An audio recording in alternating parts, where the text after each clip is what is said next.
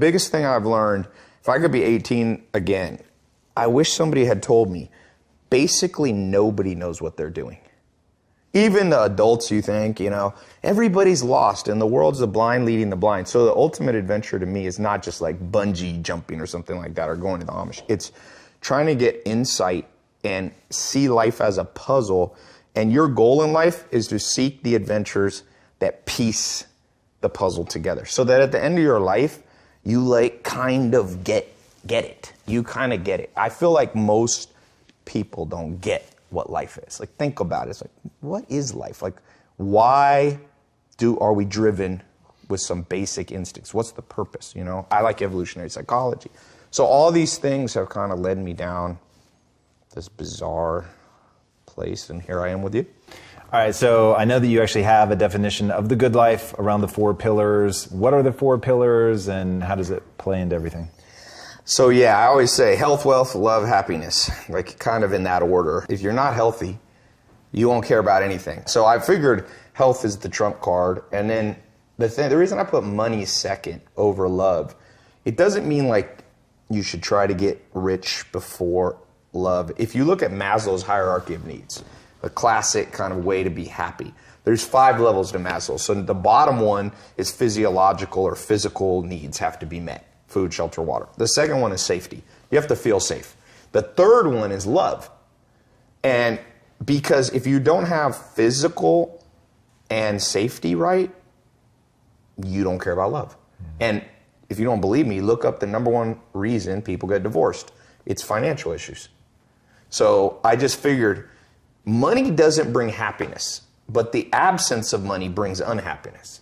This has been proven all over and over. Daniel Kahneman, Nobel Prize winner, he said, if you make less than 72 grand in America, he's found your happiness suffers because your stress goes up.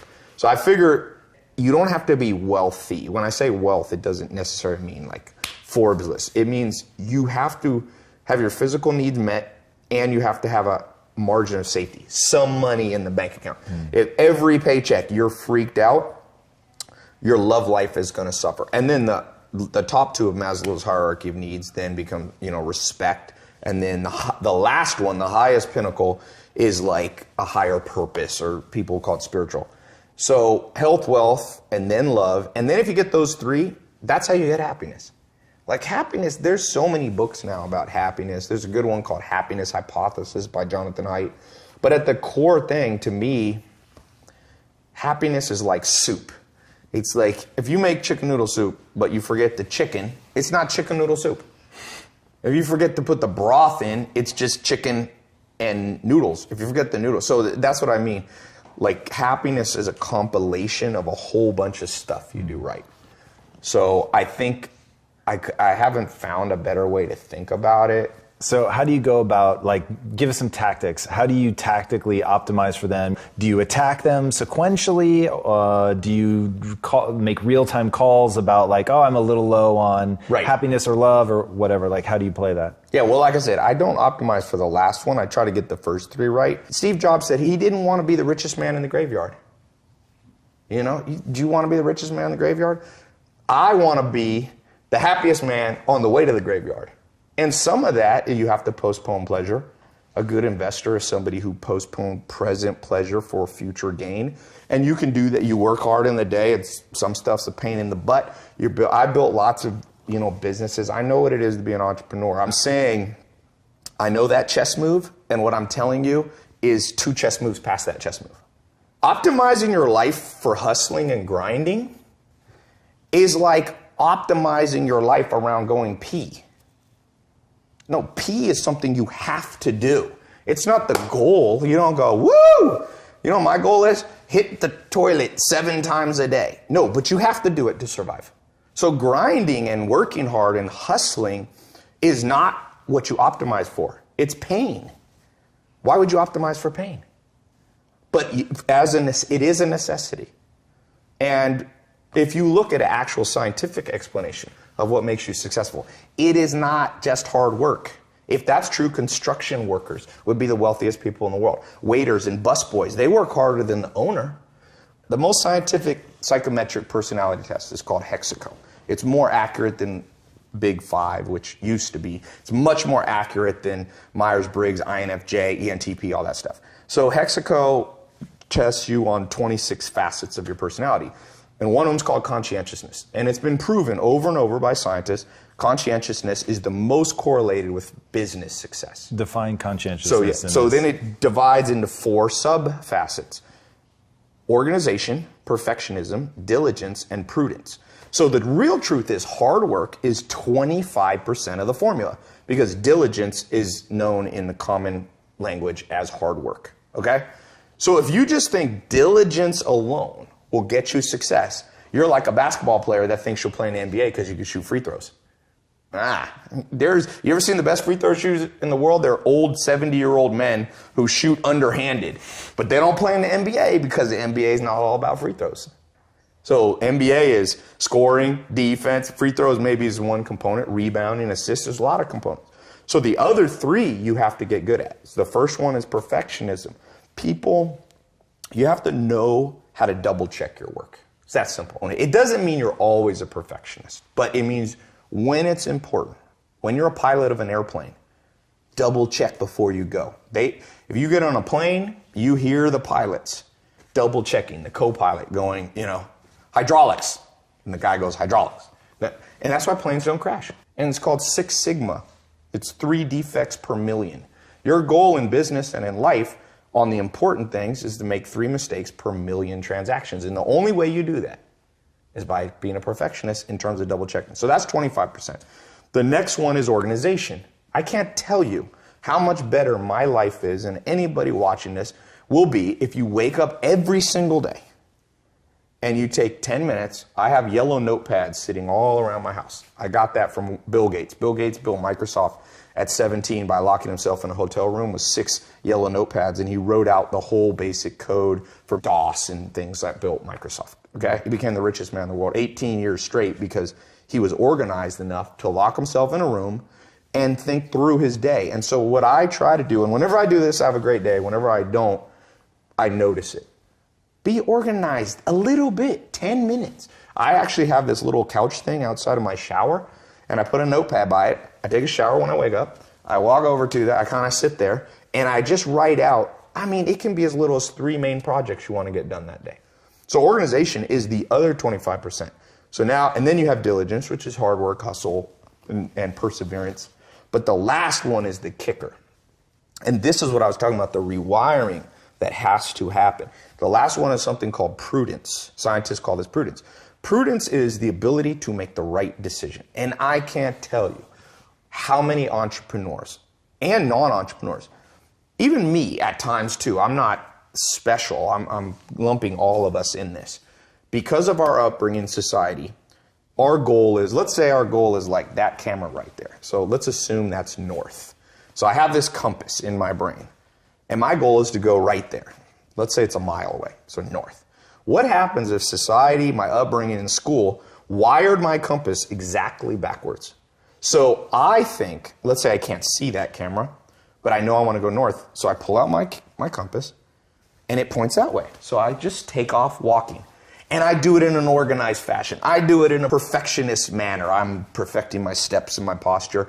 I'm also working on, hard work and hustle. Keep walking towards your goal.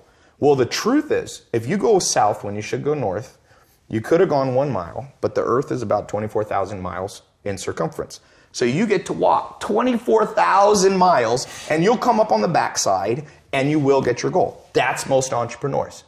The average person takes 20 years to become a millionaire. 90% of businesses fail within the first 5 years, 80 to 90, depending on what statistic. Most people, I did the math once, the average American has $60,000 saved by the time they're about 60 years old. So my answer, I did the math, you can do this with a simple financial calculator. Everybody in America, your parents, everybody you know will be a millionaire if they live to 160. At 160 years old, if you take 60 grand at age 60 and you give it a decent return on investment, 8%, 10%, you'll be a millionaire at 160. But the problem is, the great philosopher, I think it was Aristotle or Socrates, said, the problem is art is long, but life is short. The art of living and getting to your objective is long, but it doesn't have to be. It's long if your compass is backwards. So the whole point of what I was saying about adventure at the beginning is I'm trying to take my south and point it to the true north. And you have to learn that from books and mentors and life experience and listening and finding in-person mentors and all those things. They help adjust your compass. And most people are going to get what they want just about 40 years longer. And I live in Beverly Hills, trust me. You go downtown Beverly Hills. There's other people, like I like to collect cars. It's not so much, I've always liked cars. It's not a materialistic show-off thing like a lot of people think. My grandma said I love cars when I was 1. I used to try to turn the car on in the garage. You go to downtown Beverly Hills, full of Ferraris, the most Ferraris per capita in anywhere in the world. Every one of the guys is 80 or 90.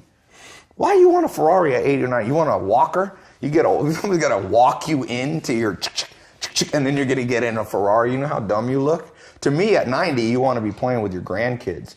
And I've wondered, like, why the heck is everybody 90 in this town, excluding people who inherit their money from their dad? And I realize we're set up for failure because we think we're going north, but we're going south. That's why 50% of people who get married divorce, 80% of businesses fail.